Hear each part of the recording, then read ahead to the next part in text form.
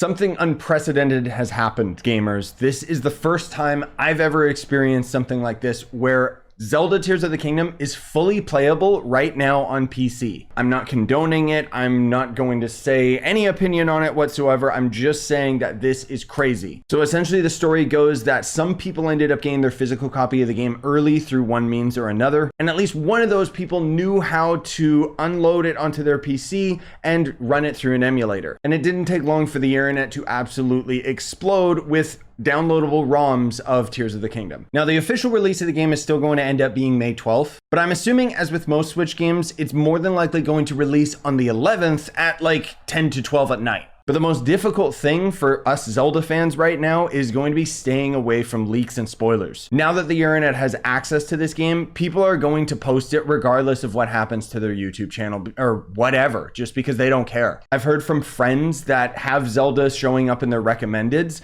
that people are literally putting huge spoilers in their thumbnails. So a word of caution, don't look up anything to do with Tears of the Kingdom right now so that Google doesn't start throwing Tears of the Kingdom in your recommendeds on YouTube. I did want to mention as well that we can actually preload the digital version of the game right now, although it's not accessible. So the other big thing I wanted to talk about is the price of the game, because lots of people are complaining about it, stating that Tears of the Kingdom is basically overglorified DLC for Breath of the Wild. While that's not entirely untrue, it did originally start as DLC for Breath of the Wild.